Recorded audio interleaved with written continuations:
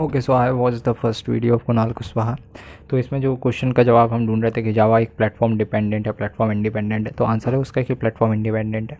Okay, तो उस video का समरी मैं देना चाह रहा हूँ, तो बस वो बता देता हूँ कि जावा जो है प्लेटफॉर्म इंडिपेंडेंट है। अब क्यों है वो रीज़न समझो। देखो, आपने सबसे पहले कोड लिखा, किसी भी लैंग्वेज में आपने कोड लिखा, ठीक है। तो जैसे एक होता है कंपाइलर और एक होता है इंटरप्रेटर। कंपाइलर या इंटरप्रेटर क्या होता है, ये बेसिकली कन्वर्ट करते हैं जो भी आपकी ह्यूमन रीडेबल लैंग्वेज है, उसको ह्यूमन रीडेबल कोड है, उसको आप कन्वर्ट करते किसी मशीन रीडेबल कोड में, ठीक है। तो जो कंपाइलर होता है वो एक साथ पूरा कंपाइल करेगा, इंटरप्रेटर जो होगा एक एक लाइन बाय लाइन करेगा। ओके, तो अब आप ये देखो कि जो बाकी सारी लैंग्वेजेस होती है जब वो कंपाइल होती है तो आपका नॉर्मल रीडेबल कोड हो गया, उसका जैसे ही कंपाइल होगा तो .exe फाइल जो कि एक्सटेंशन फाइल है वो कन्वर्ट हो जाती है। जो .exe फाइल है वो, इसका मतलब ये होगा कि मशीन लेवल लैंग्वेज में, मशीन कोड में वो चीज़ें कन्वर्ट हो गई। लेकिन अब जावा यहाँ पे कैसे अलग होती है कि जावा कहता है कि जैसे मैं कंपाइल करूँगा, जावा सी कंपाइलर का नाम होता है, जैसे ही मैं कंपाइल करूँगा तो मैं .exe फाइल में सीधे कन्वर्ट नहीं करूँगा, मैं एक मिडल चीज़ है वो बनाऊँगा जिसको हम कह रहे हैं बाइट कोड। जो बाइट कोड है वो प्लेटफॉर्म इंडिपेंडेंट कोड है।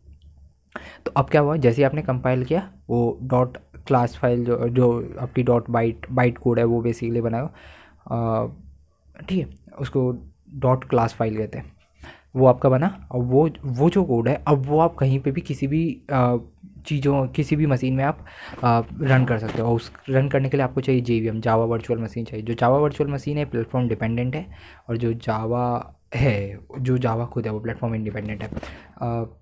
मैंने अभी तक इसको ठीक से एक्सप्लेन नहीं किया है, इसका मतलब ये हो कि मेरे को ठीक से अभी तक ठीक से समझ में नहीं आया।